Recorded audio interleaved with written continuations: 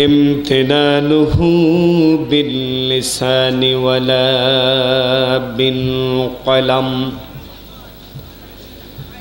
ونشهد أن لا إله إلا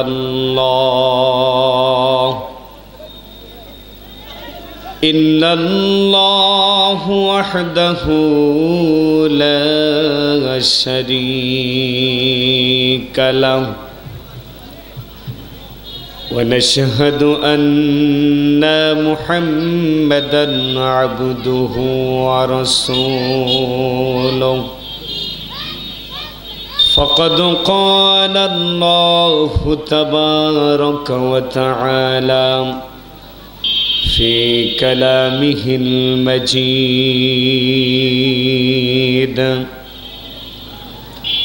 وفي فرقانه الحميد সকলে আমার সাথে কণ্ঠে কণ্ঠ মিলে মহাবিস্ময়কর গ্রন্থ পবিত্র কোরআনুল হাকিম তেলাওয়াত করি সকলে পড়ি আউযু বিল্লাহি মিনাশ শাইতানির রাজীম বিসমিল্লাহির রাহমানির রাহিম ওয়াসারি'ু إلى مغفرة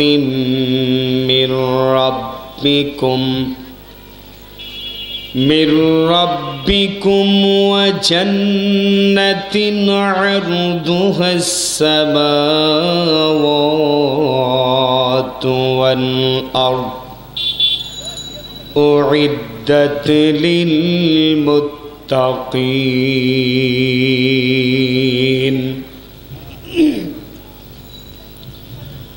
وقال الله تعالى في كلامه المجيد وقضى ربك ألا تعبدوا إلا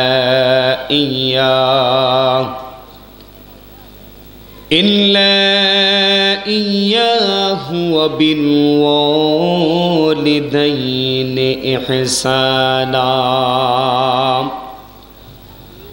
وقال تعالى في شان حبيب الله صلى الله عليه وسلم إن الله وملائكته يصلون على النبي يا أيها الذين آمنوا صلوا عليه وسلموا تسليما شكل درود إبراهيم পড়ি اللهم صل على محمد وعلى آل محمد كما صليت على إبراهيم وعلى آل إبراهيم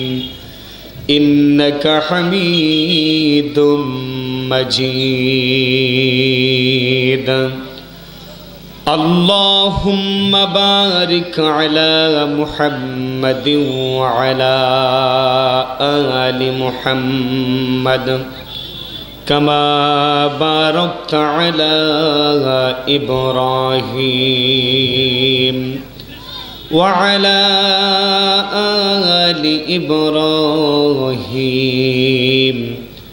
إنك حميد مجيد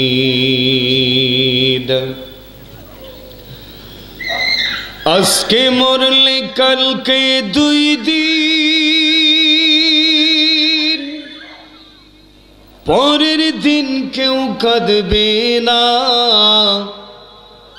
যাদের জন্য করলা কামাই সে তোমারে চিনবে না। চিনবে নাকি? চিনবে?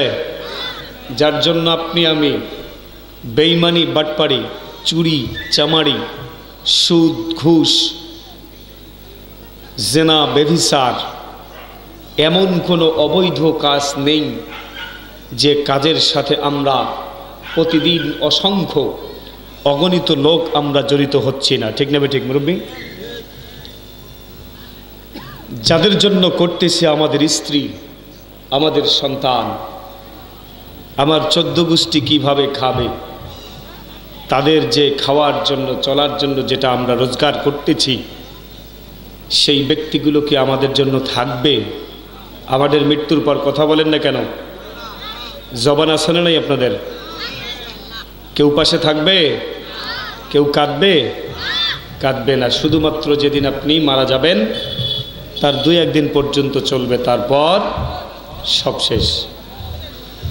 আজকে মরলে কালকে 2 দিন, পরের দিন কেউ কাঁদবে না। যাদের জন্য করলা কামাই সে তোমার চিনবে না। আজকে মরলে কালকে 2 দিন, পরের দিন কেউ কাঁদবে না। যাদের জন্য করলা কামাই সে তোমার চিনবে না। থাকতে সময় করো আমল, ঈমান করো খাঁটি। থাকতে সময় করো আমল, ঈমান করো খাঁটি। শেষ ঠিকানা তোমার আমার 3.5 হাত মাটি। শেষ ঠিকানা তোমার আমার 3.5 হাত মাটি। আজকে মরলে কালকে 2 দিন, পরের দিন কেউ কাঁদবে না। যাদের জন্য করলা কামাই সে তোমার চিনবে না।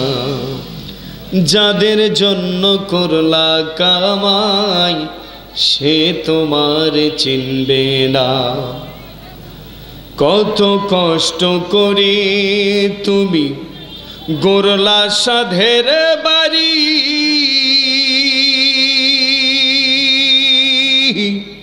সেই বাড়িতে ঠাঁই হবে না, যাইতে হবে ছাড়ি। ঠিক না বাটে? কত কষ্ট করে তুমি গড়লা সাধের বাড়ি, সেই বাড়িতে ঠাঁই হবে না, যাইতে হবে ছাড়ি। মোহমায়ার টানে তুমি রবের বিধান ভুইলো না। মোহমায়ার টানে তুমি রবের বিধান ভুইলো না। পাপ পুণ্যের হিসাব নেবেন একদিন মালিক রব্বানা।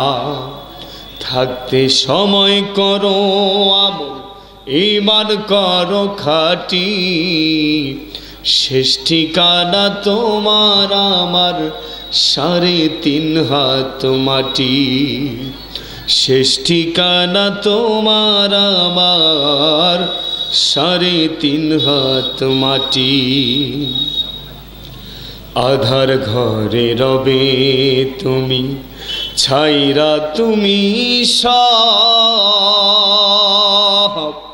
কেউ রবে না সঙ্গে তোমার, থাকবে সেদিন রাত। কেউ থাকবে? আল্লাহ ছাড়া কাউকে পাবেন? আল্লাহ ছাড়া কোনো ব্যক্তিকে আপনি খুঁজে পাবেন না।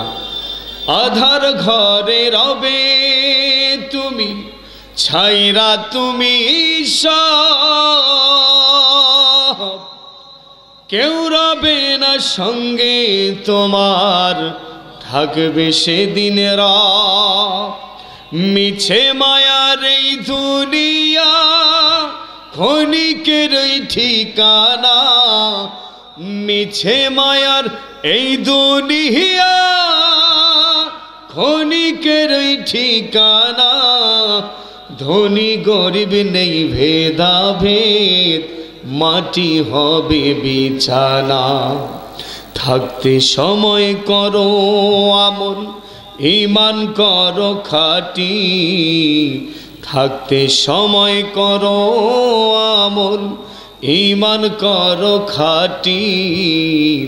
শেষ ঠিকানা তোমার আমার 3.5 হাত মাটি। শেষ ঠিকানা তোমার আমার 3.5 হাত মাটি। আজকে মরলে কালকে 2 দিন, পরের দিন কেউ কাঁদবে না। যাদের জন্য করলা কামাই, সে তোমার চিনবে না। থাকতে সময় করো আমল, ঈমান করো খাঁটি। থাকতে সময় করো আমল, ঈমান করো খাঁটি। শেষ ঠিকানা তোমার আমার 3.5 হাত মাটি। ও মনরে হে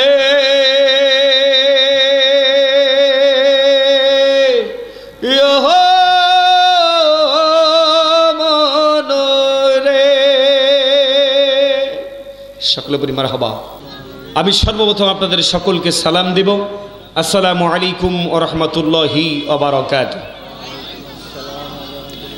আমাদেরকে এখানে আসার তৌফিক দিয়েছেন কে? জোরে বলেন। আমাদেরকে সৃষ্টি করেছেন কে? এই দুনিয়ার জমিনে পাঠিয়েছেন কে? আমরা কতদিন পর্যন্ত বেঁচে থাকব বলতে পারেন না? আপনারা বলতে পারেন না? বাংলাদেশের মানুষ আপনারা কতদিন থেকে বেঁচে থাকবেন এটা বলতে পারেন না, এটা আমার বিশ্বাস হয় না। কেন? আপনারা তো বলতে পারেন যে আমি অতদিন পর্যন্ত দুনিয়ার জমিনে থাকব। পারেন কি পারেন না? 49 সাল পর্যন্ত থাকব। আছে না এরকম কথা? বলেন, বলে না? হ্যাঁ, আমাকে মেরে ফেলার কোনো যোগ্যতা কারো নাই। নাউজুবিল্লাহ পড়বেন না।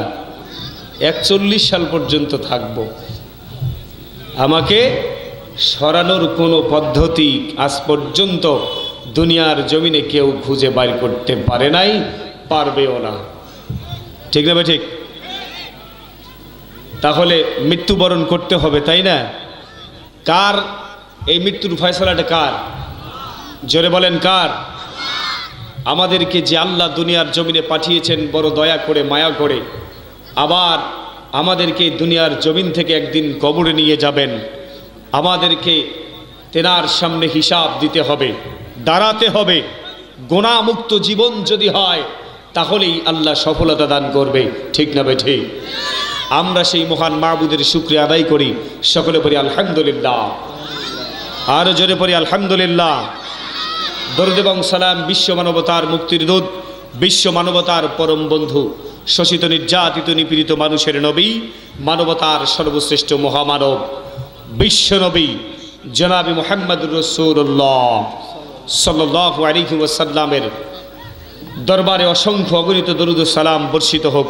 বিরাত্তার মাগফিরাত কামনা করি। যারা পৃথিবীর জমিনে দিন প্রতিষ্ঠার জন্য, ইসলাম প্রতিষ্ঠার জন্য নিজের সর্বোচ্চ মূল্যবান সম্পদ জীবনকে বিসর্জন দিয়েছেন, নিজের বুকের তাজা রক্তগুলোকে ওয়াকাতরে ঝরেছেন একটি মাত্র টার্গেট, দুনিয়ার জমিনে, আল্লাহর জমিনে একমাত্র আল্লাহর দিন প্রতিষ্ঠা হবে। আল্লাহ পাক রব্বুল আলামিন ওই মানুষগুলোকে যেন জান্নাতুল ফেরদাউস দান করেন। সকলে পড়ি আল্লাহুম্মা আমিন। আমরা সেই সমস্ত বিরাত্তার মাগফিরাত কামনা করব আরও যারা আমাদের এই ছোট্ট মাতৃভূমি বাংলাদেশটাকে স্বাধীন করার জন্য 1971 সাল থেকে শুরু করে পুনরায় আবার 5ই আগস্ট স্বৈরাচার মুক্ত করার জন্য, এই বাংলার জমিনকে স্বাধীন করার জন্য যারা জীবন দিয়েছেন, আল্লাহ পাক রব্বুল আলামিন তাদেরকে যেন শহীদ হিসাবে কবুল করে নেয়। সকলে পড়ি আল্লাহুম্মা আমিন। আপনারা কি আমার উপর বেজার? তাহলে কথা বলেন না কেন? বটতলা কবরস্থানের সামনে তো আমি ওয়াজ করতেছি না। কোথায় ওয়াজ করতেছি? মসজিদে, এটা কি বটতলা হাই স্কুল মাঠে? তাই স্কুল মাঠে, হাই স্কুল না প্রাইমারি? প্রাইমারি স্কুল মাঠে ওয়াজ করতেছি, কবরস্থানে নয়। কথা বলবেন, কথা যদি বলেন আমাকেও ওয়াজ ভালো লাগবে, ওয়াজ করতে ভালো লাগবে, আর কথা যদি বলেন তাহলে ওয়াজ শুনতেও ভালো লাগবে। মরা মানুষের মতো থাকবেন না, ঠিক আছে? ফেরাউন যেমন চুপ করিয়ে আছে, কোনো কাম নাই, ওইভাবে বসে থাকবেন না, বুঝতে পারছেন? আমি তিলাওয়াত করেছি পবিত্র কোরআন আল হাকিমের দুটি আয়াত। কয়টা আয়াত বলেন তো? দুটি আয়াত। একটি আয়াত হচ্ছে সূরা আল ইমরানের 133 নম্বর আয়াতে কারিমা, আর একটি আয়াত হচ্ছে আল্লাহ পাক রব্বুল আলামিনের পবিত্র কোরআন আল হাকিমের সূরাতুল বনি ইসরাইলের 23 নম্বর আয়াতের 3 ভাগের 1 ভাগ তিলাওয়াত করেছি। এই আয়াত থেকে যতটুকু কনফিডেন্স আল্লাহ আমাকে দিয়েছেন, সেই কনফিডেন্সের আলোকে আমি আলোচনা করে আপনাদের সামনে থেকে ইনশাআল্লাহ, বেশি সময় নাই, অল্প সময়ের মধ্যে আপনাদের কাছ থেকে বিদায় নেব। আপনারা শুনবেন তো? শুনবেন তো ইনশাআল্লাহ? কথা বলবো কি থেকে? জোরে বলেন, কি থেকে? কোরআন থেকে। কোরআনটা কার? কোরআনটা কার? মাঝে মাঝে বলবো হাদিস থেকে। কোথার থেকে? হাদিসটা কার? আল্লাহর, আল্লাহ রসুলের। আল্লাহ তাআলা যেটা বলেছেন, রসুল সেটা হাদিসের মধ্যে লিপিবদ্ধ করেছেন, ঠিক না ঠিক? সেটাই বলেছেন, একটি কথাও বাইরের কথা বলেন নাই। এখান থেকে কথা বলবো, এখান থেকে কথা বলতে গিয়ে যদি আপনাদের বাবা বেজার হয়, ভাই বেজার হয়, আপনাদের পীরসাব বেজার হয়, আপনাদের প্রতিবেশী বেজার হয়, বা সকলেই বেজার হয়, আবার কোনো যায় আসে? যদি বলেন যায় আসে? যদি আল্লাহ খুশি হয় তাহলে লাভ না লস? লাভ আছে। আমি সেই কোরআন থেকে কথা বলবো। এই কোরআন থেকে কথা বলতে গিয়ে সব সময়ের জন্য বাধার সম্মুখীন হতে হয়েছে, ঠিক না বেঠিক? এবং কিয়ামত পর্যন্ত কোরআনের সঠিক কথা, হক কথা আপনি যখনই বলবেন, তখনই আপনাদের উপরে সমস্যা আসবে, জুলুম আসবে, নির্যাতন আসবে, নিপীড়ন আসবে, জুলুম আসবে, শোষণ হবে, জেলের মধ্যে ঢুকতে হবে, ফাঁসির মঞ্চে দাঁড়াতে হবে, ইতিহাসের সাক্ষী হয়ে যাবে গোটা জমিনের বুকে, ঠিক না বেঠে? সম্মানিত ভাইয়ের আমার, এজন্য আপনাদের সামনে সে কোরআন থেকে কথা বলবো। আল্লাহ তাআলা এই কোরআনের মধ্যে সূরাতুল আল ইমরানের 133 নম্বর আয়াতে কারিমার মাঝে আমাদেরকে জানিয়ে দিলেন, وَسَارِعُوا إِلَى مَغْفِرَةٍ مِّن رَّبِّكُمْ وَجَنَّةٍ عَرْضُهَا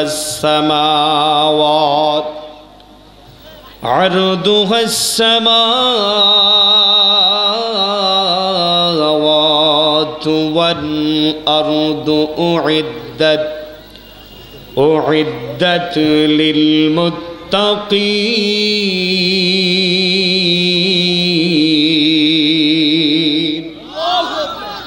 আল্লাহ পাক রব্বুল আলামিন বলেন, দৌড়ে চলো তোমার রবের ক্ষমার পথে, এবং সেই পথে যা পৃথিবী ও আকাশের সমান। প্রশস্ত জান্নাতের দিকে চলো, প্রশস্ত জান্নাতের দিকে চলে গেছে যে রাস্তা, সেই পথে চলো যা এমন সব আল্লাহভীরু লোকদের জন্য তৈরি করা হয়েছে। সুবহানাল্লাহ বলবেন না? আল্লাহ পাক রব্বুল আলামিন এখানে বললেন, বান্দা তোমাকে দৌড়াতে হবে, তোমাকে প্রতিযোগিতা করতে হবে, তোমাকে বারবার ফিরে আসতে হবে তোমার রবের দিকে। কোন দিকে? ইলা মাগফিরাতিম মির রাব্বিকুম, তোমার জীবনের সমস্ত গুনাহগুলো মাফ করে নেওয়ার জন্য। দুনিয়ার জমিনে আল্লাহ পাক রব্বুল আলামিন পাঠিয়ে দিয়েছেন চলাফেরার মধ্যে, ওঠা বসার মধ্যে, কথাবার্তা বলার মধ্যে। মানুষের জীবনে অসংখ্য অগণিত পাপ হয়ে থাকে, মানুষের জীবনে অসংখ্য অগণিত ভুল হয়ে থাকে। আল্লাহ পাক রব্বুল আলামিন বলেন, বান্দা যখনই তুমি একটা পাপ করে থাকো, ওই পাপটা আমার দুজন ফেরেশতা কিরামান কাতিবিনা ইয়ালামুনা মা তাফআলুন। আল্লাহ পাক রব্বুল আলামিন বলেন, দুজন সম্মানিত ফেরেশতা আমি তোমার দুই দিকে দিয়েছি, দুই কান্দে দিয়েছি। আমি আল্লাহ পাক রব্বুল আলামিন যখনই একটা খারাপ কাজ করো তখনই সেই খারাপ কাজটা তোমার লিপিবদ্ধ করা হয়, যখনই একটা ভালো কাজ করো ঠিক সেই সময়ের মধ্যে তোমার ভালো কাজটা সেখানেই লিপিবদ্ধ করা হয়। আল্লাহ পাক রব্বুল আলামিন বললেন, বান্দা সেই কথাটা বারবার তুমি স্মরণ করে নাও, সেই জিনিসটা বারবার তুমি স্মরণ করে নাও। তোমার জীবনে তুমি অসংখ্য পাপ করেছো, অসংখ্য অগণিত পাপের সাথে তুমি যুক্ত হয়েছো, অসংখ্য অগণিত খারাপ কাজের সঙ্গে তুমি যুক্ত হয়েছো। আল্লাহ পাক রব্বুল আলামিন সেই খারাপ জিনিসগুলো মাফ করে নেওয়ার জন্য তোমাকে একটা রাস্তা তৈরি করে দিয়েছেন, আর সেই রাস্তা হচ্ছে ক্ষমার পথ। সেই ক্ষমার পথে বারবার তোমাকে ফিরে আসতে হবে। শুধু কি লিপিবদ্ধ করে আল্লাহ পাক রব্বুল আলামিন ক্ষান্ত হন না।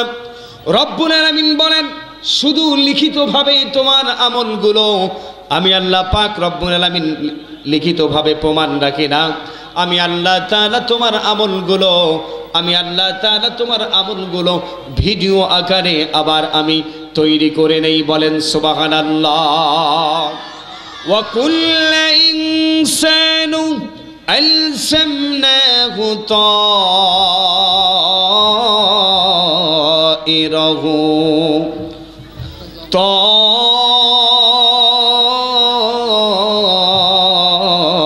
طائره في عنقه ونخرج له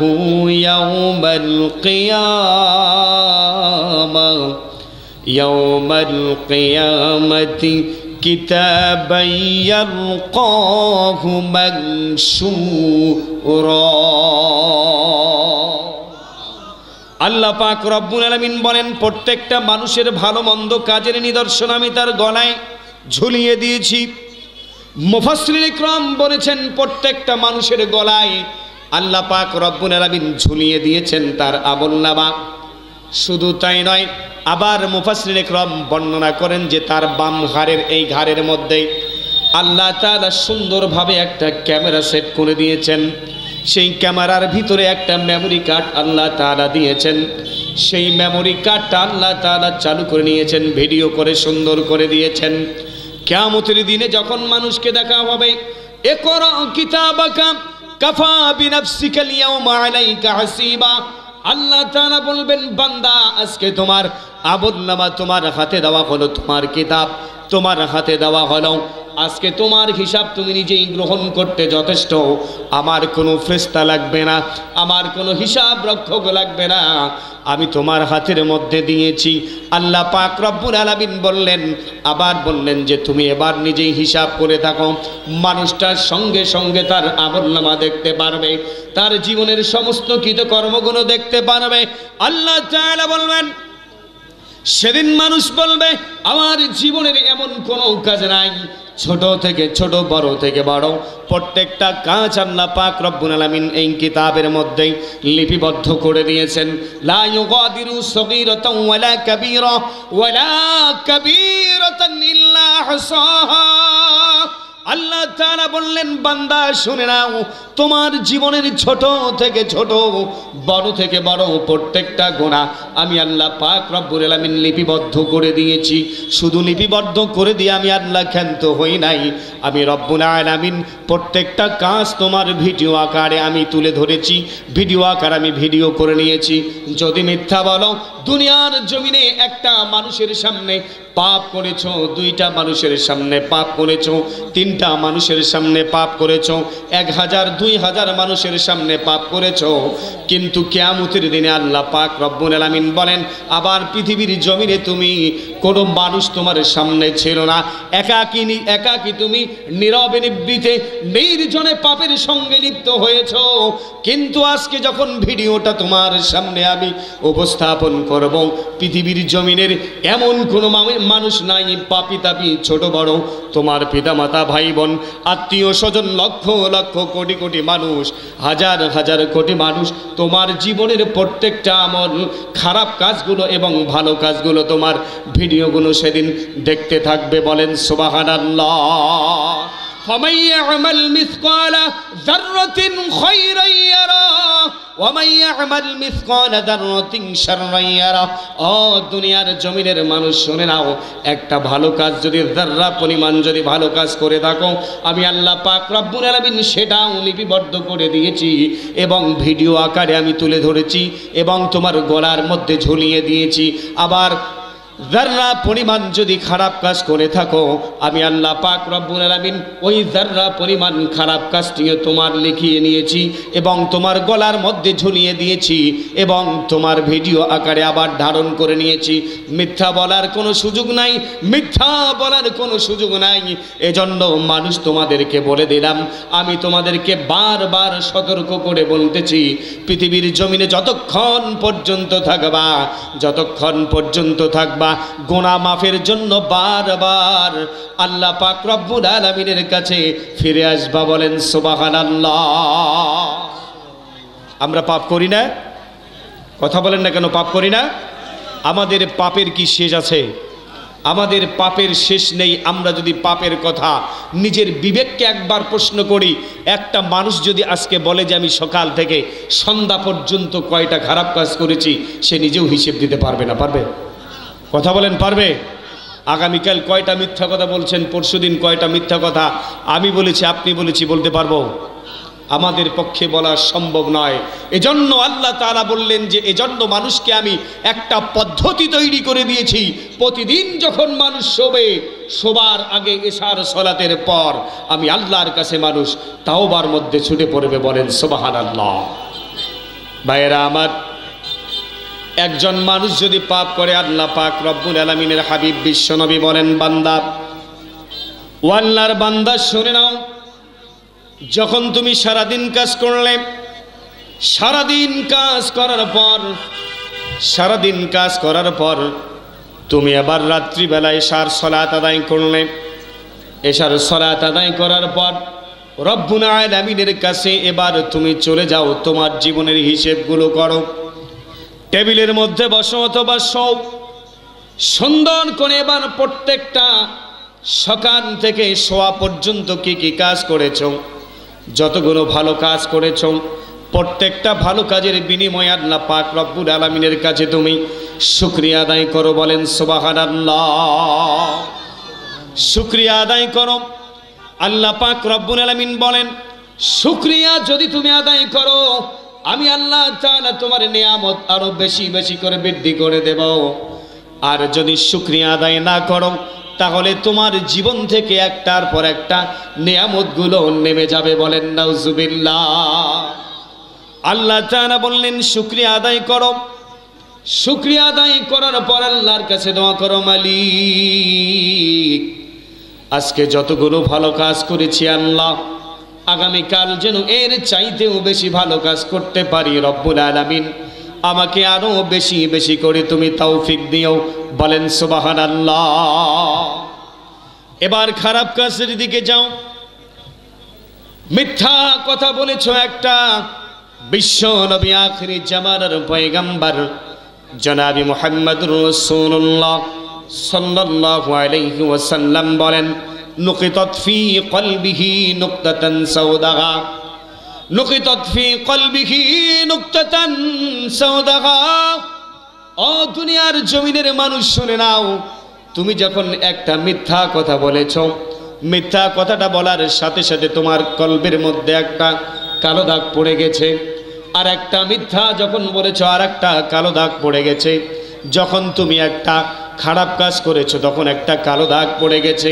যখন তুমি আলকাস কাটতে গিয়ে একটু বেশি আলকাস কেটে ফেলেছো তখন তোমার কলবের মধ্যে একটা কালো দাগ পড়ে গেছে আবার একটা তুমি ভিডিও দেখেছো খারাপ ভিডিও যে খারাপ ভিডিও দেখার কারণে যতক্ষণ পর্যন্ত দেখেছো ততক্ষণ পর্যন্ত তোমার কলবটা কালো দাগ দিয়ে তুমি পরিপূর্ণ হয়ে গেছে এমন একটা সময় এসে গেছে খারাপ কাজ করতে করতে জীবনে এত খারাপ কাজ করেছি এত খারাপ কাজের সঙ্গে যুক্ত হয়েছি খারাপ কাজ করতে করতে এমন একটা অবস্থার সম্মুখীন হয়েছে খারাপ কাজ আর খারাপ কাজ মনে হয় না মনে হয় মিথ্যা বলতে বলতে বলতে বলতে এমন অবস্থায় এসে পৌঁছে গেছি মিথ্যা বললে আর কিছু মনেই হয় না হয় বলেন তো মিথ্যা বললে আর কিছু মনে হয় না।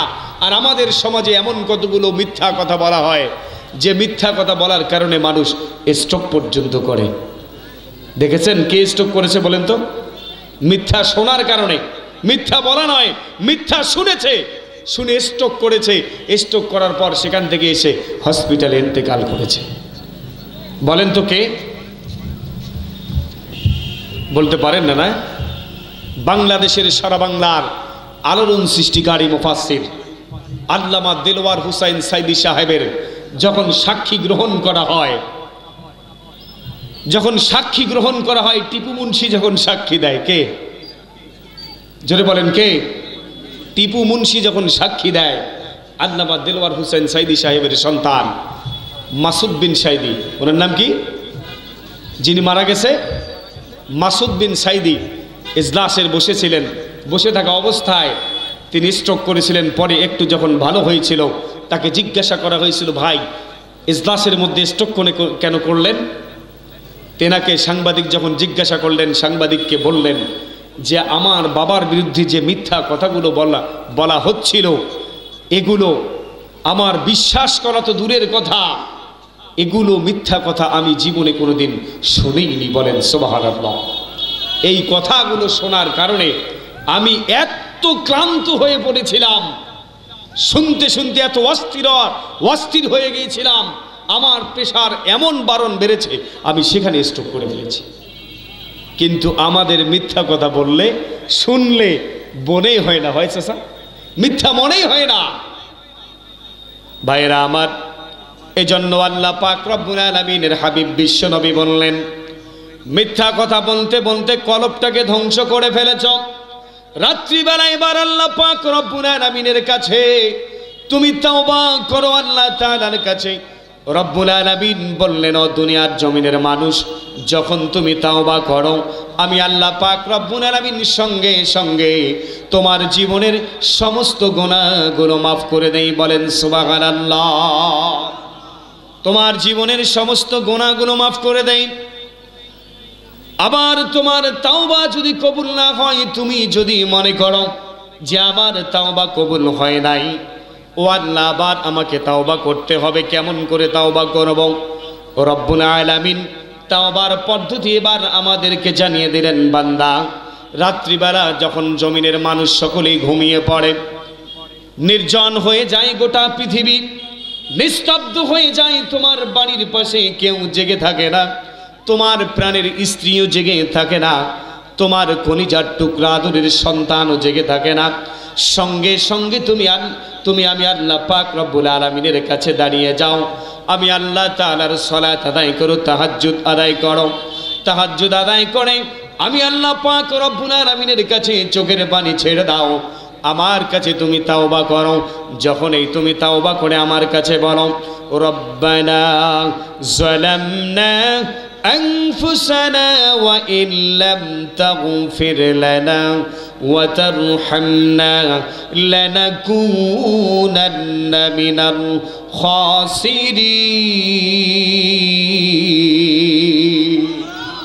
আল্লাহ পাক রব্বুল আলামিন বলেন, বান্দা যখন তুমি বলো রব্বানা, হে আমার রব, আমার পালনকর্তা, আমার সৃষ্টিকর্তা, আমার আইনদাতা, আমার বিধানদাতা, আমার সমস্ত কিছুর মালিক রব্বুল আলামিন, ও আল্লাহ যালামনা, আমি জুলুম করেছি, আমি জুলুম করেছি, আনফুসানা, আমার আত্মার সাথে, আমার রিজিকের বিবেকের সাথে জুলুম করেছি, আমি আমার সাথে জুলুম করেছি রব্বুল আলামিন।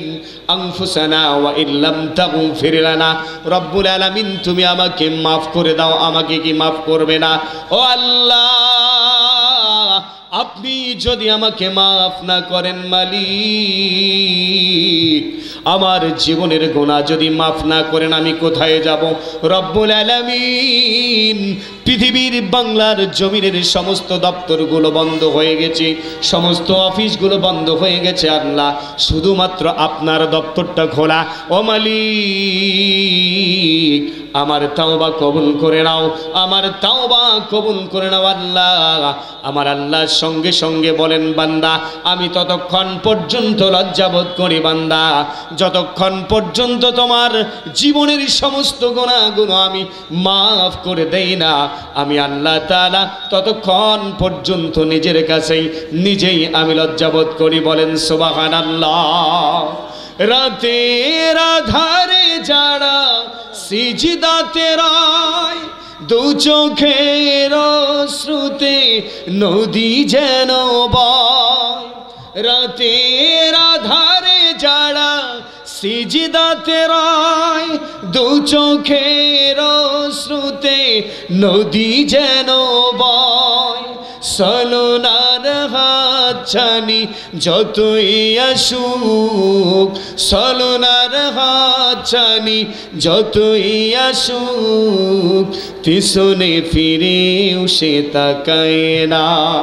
সকলে বলি যাদের হৃদয়ে আছে আল্লাহর ভয়, তারা কভু পথ ভুলে যায় না। আল্লাহর প্রেম ছাড়া এই দুনিয়ায় কারো কাছে কোনো কিছু চায় না, কারো কাছে কোনো কিছু চায় না। সকলে পরিমাণ আমরা আমাদের গুনাহগুলো মাফ চাওয়ার জন্য তাওবা করব তো? কথা বলেন না কেন? তাওবা করব তো? কারা কারা তাওবা করবেন হাত তোলেন। লিল্লাহি তাকবীর। আল্লাহ পাক রব্বুল আলামিন কবুল করে নিক সকলের হাতগুলো। ভাইয়েরা আমার, আমাদের সমাজে কিছু মানুষ আছে যারা তাওবা করা শেখে নাই। কি করে নাই? তাওবা করা শেখে নাই, এখনো পর্যন্ত দাম্ভিকতার সাথে কথা বলে। ঠিক না বে ঠিক?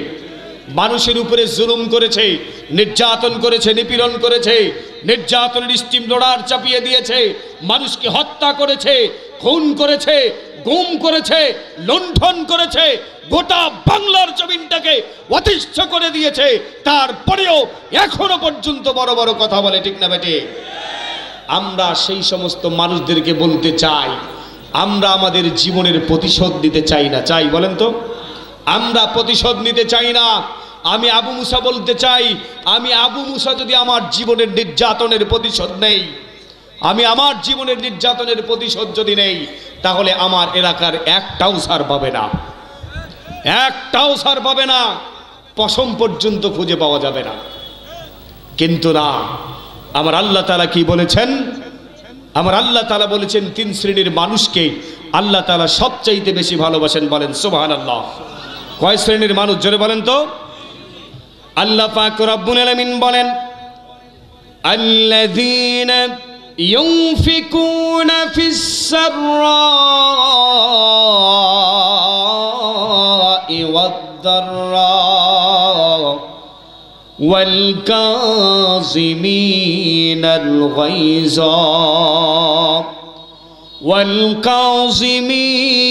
الغيظ والعافين عن الناس والله يحب المحسنين। আল্লাহ পাক রব্বুল আলামিন বলেন বান্দা শুনে নাও, যারা এই দুনিয়ার জমিনে সচ্ছল এবং অসচ্ছল অবস্থায় রব্বে কারীম আল্লাহ পাক রব্বুল আলামিনের পথে ব্যয় করে, আল্লাহর দ্বীনের পথে ব্যয় করে, ইসলামের পথে ব্যয় করে, আল্লাহর ঘর মসজিদে ব্যয় করে, রাসূলের ঘর মাদ্রাসায় ব্যয় করে, দুনিয়ার জমিনে অসহায় দরিদ্র মানুষকে দান করে, টাকা দেয়, পয়সা দেয়। গরিব মানুষের মেয়ের বিয়ে বিবাহ হচ্ছে না, মানুষের খাদ্য নাই, সন্তান নিয়ে বসে আছে এখনো পর্যন্ত রাত্রিবেলা, কোনো কিছু জোগাড় হয় নাই। আমার বান্দাগুলো যারা, ওই বান্দাগুলোর মুখে ভাত তুলে দেয়, খাদ্য তুলে দেয়, মাদ্রাসা সমস্ত মানুষের রিজিকগুলো বৃদ্ধি করে দেয়। বলেন সুবহানাল্লাহ। আর আমরা তো রাগ করি, রাগ করি না? জোরে বলেন, রাগ করি না? খাস করে বেশি বেশি করে আমাদের স্ত্রীগুলো কঠিন অবস্থা। সাগাই দেখিলে, আত্মীয় দেখিলে আমার মাথার মেন্ডেল মুন্ডেল সব খারাপ হয়ে যায়। যায় কি যায় না? হ্যাঁ, আরও যদি দেখছে স্বামীর বাড়ির সাগাই, তাহলে তারও খবর খারাপ। যদি বাপের বাড়ির শাখায় আইসে কলিজা ফাটে, কলিজা খানো রান্না করি খাওয়ার চায়, কিন্তু স্বামীর বাড়ির শাখায় কে সবাই নয়। মা বোনরা আমার উপর রাগ করবেন না, আমি আপনাদেরকে কষ্ট দেওয়ার জন্য বলি নাই। আমি দেখেছি, আমিও তো একজনের স্বামী, তাই না? এ কথা বলেন না কেন? আমার কি বিয়ে হয় নাই? আপনারা মনে করছেন আমার বিয়ে হয় নাই? আরে দুইটা ছোঁয়া আমার, তিনটা মানে দুইটা বাচ্চা, একটা সামনে আসতেছে। দোয়া করেন যেন মেয়ে হয়। দোয়া করবেন না? মেয়ে নাই। 3 ভাই 7টা ছেলে 1টা মেয়ে, তাও যত যন্ত্রণা। ঠিক আছে, তো ওদিকে যাব না, মূল আলোচনায় আসি। আত্মীয় স্বজন বাড়িতে আসলে নিজের রিজিক তো নিয়ে আসেই, আরও ওই বাড়ির রিজিক আরও বেশি করে বৃদ্ধি করে দেয়। বলেন সুবহানাল্লাহ। বিশ্বনবী বলেন যে আমি যাকে ভালোবাসি তার বাড়িতে, আমি যার রিজিক বৃদ্ধি করে দিতে চাই তার বাড়িতে আমি আত্মীয় স্বজন পাঠাই দেই। আর আমি আল্লাহ তাআলা যাকে সবচাইতে বেশি ভালোবাসি আমি তাকে কন্যা সন্তান দান করি। বলেন সুবহানাল্লাহ। কন্যা সন্তান দান করে। আমরা তো কন্যাকে দেখতে পারি না, পারি না। কন্যা সন্তানের বিষয়টা পরে আসতেছি। তো ওই সাহাবী তার বাড়ি গেলেন, তার বাড়িতে গিয়ে থাকলেন, 1 নয় 2 নয় 3 দিন পর্যন্ত থাকলেন, কিন্তু বাড়তি কোনো আমল দেখলেন না। এবার বিশ্বনবী সাল্লাল্লাহু আলাইহি ওয়াসাল্লামের কাছে আসার পূর্বে তাকে জিজ্ঞাসা করলেন আল্লাহ নবীর সাহাবী, তুমি এমন কি কাজ করো যে আল্লাহর নবী বলল যে তুমি জান্নাতে যাবা, আমি যাব না, কারণটা কি? আমার নাম বললো না। তিনি বললেন আমি তো কিছু কাজ করি না। কি কি আমল করো বলো তো? সব আমল করা শেষ। তারপর বলতেছেন যে রাত্রিবেলা যখন ঘুমাই, ঘুমানোর পূর্বে যদি আমি কোনো মানুষের সাথে খারাপ কাজ করি, আমি আল্লাহর কাছে ওই মানুষের জন্য তাওবা করি। সর্বোপরি কখনো কোনো মানুষের সাথে এখনো পর্যন্ত মুসলমান হওয়ার পর কারো সাথে দুর্ব্যবহার করি নাই। বলেন সুবহানাল্লাহ। আর 2 নম্বর হচ্ছে, আমার সাথে যদি কোনো ব্যক্তি দুর্ব্যবহার করে আমি তাকে কোনো কথা বলি না। রাত্রিবেলা আমি ওই বান্দাটাকে শোয়ার পূর্বে মাফ করে দেই, তার কারণ সে যদি মারা যায়, আমার কাছে মাফ যদি নিতে না পারে, তাহলে আল্লাহর জাহান্নামে সে যাবে। বলেন আল্লাহু আকবার। মাফ করে দেই এবং তার জন্য ক্ষমা চাই, আল্লাহর কাছে তাওবা করি। তারপর তিনি চলে গেলেন। এটা কোনো একটা আমল হলো? এটা কোনো আমল হলো? তিনি বিশ্বনবীর কাছে গিয়ে বললেন, ইয়া রাসূলুল্লাহ, কোনো বাড়তি আমল দেখলাম না। তাড়াতাড়ি বলতেছি, কোনো বাড়তি আমল দেখলাম না। সালাত আদায় করে ওই বান্দা নামাজ পড়ে, সিয়াম পালন করে, সারাদিন কাজ করে, কাজ করার পর পরিবার পরিজনদেরকে খাওয়ায়, বাড়তি কোনো আমল নাই। আল্লাহর নবী বললেন কি কি কাজের কথা বললো, সমস্ত কথাগুলো উপস্থাপন করলো। এবার বিশ্বনবীকে বললেন, ইয়া রাসূলুল্লাহ, আর একটা কাজ হচ্ছে তিনি যখন ঘুমান,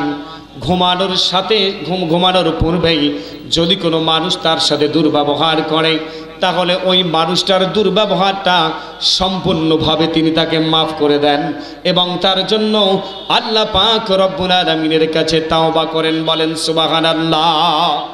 আল্লাহর নবী বললেন, ও আমার সাহাবী শুনে নাও, আমার ওই বান্দাটা ওই তাওবা করার কারণে, মানুষকে মাফ করে দেওয়ার কারণে আমি আল্লাহ তাআলা, আল্লাহ পাক রব্বুল আলামিন ওই বান্দাটাকে ওই বান্দাটার সমস্ত গুনাহগুলো মাফ করে দিয়ে ওই বান্দাটাকে জান্নাতবাসী হিসাবে কবুল করে নিয়েছেন। বলেন সুবহানাল্লাহ।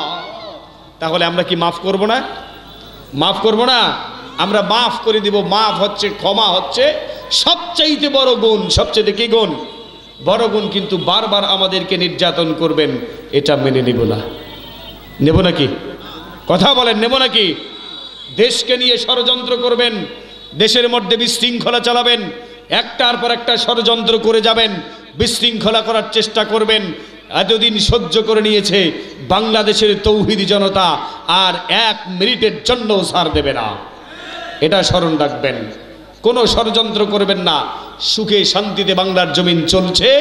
আস্তে আস্তে দেশটাকে অর্থনৈতিকভাবে ডেভেলপ হতে দেন এবং বাংলার জমিনে শান্তি স্থিতিশীল এবং স্থায়ী হওয়ার জন্য, বাংলার জমিনে স্থায়ী হওয়ার জন্য আপনারাও চেষ্টা করে যান।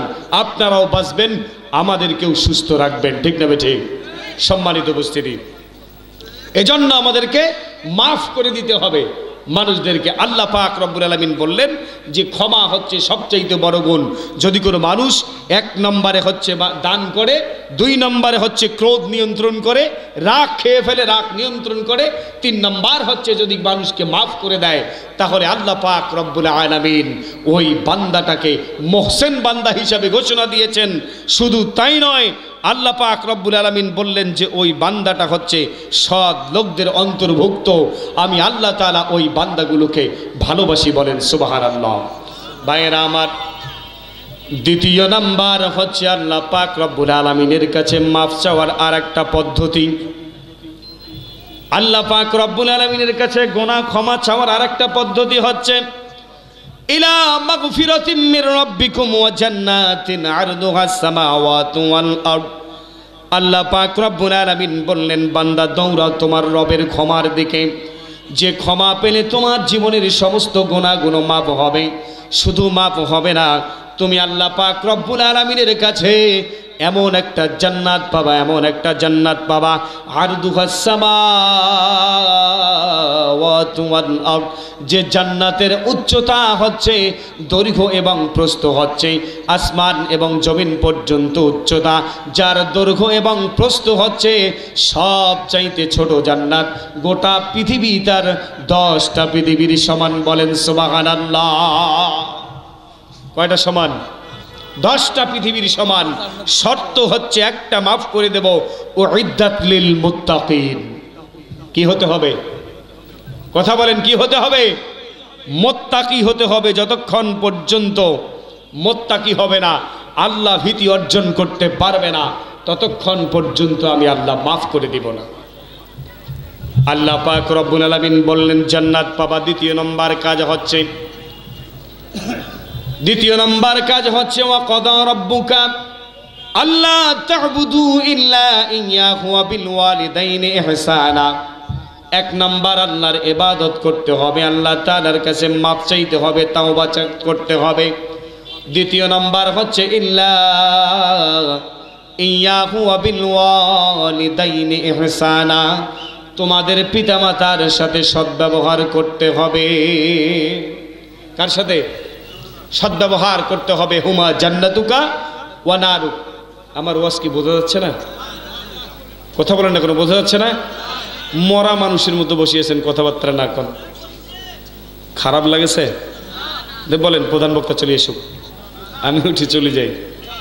তৃতীয় নাম্বার হচ্ছে হুমা জান্নাতুকা ওয়া নারুক, পিতামাতার সাথে সদাচরণ করতে হবে। পিতামাতায় তোমার জান্নাত, পিতামাতায় তোমার জাহান্নাম, বলেন সুবহানাল্লাহ। আল্লাহ পাক রব্বুল আলামিন বললেন 3 শ্রেণীর মানুষের চোখের গুনাহ আল্লাহ তাআলা মাফ করে দেয়। কয় শ্রেণীর? জোরে বলেন।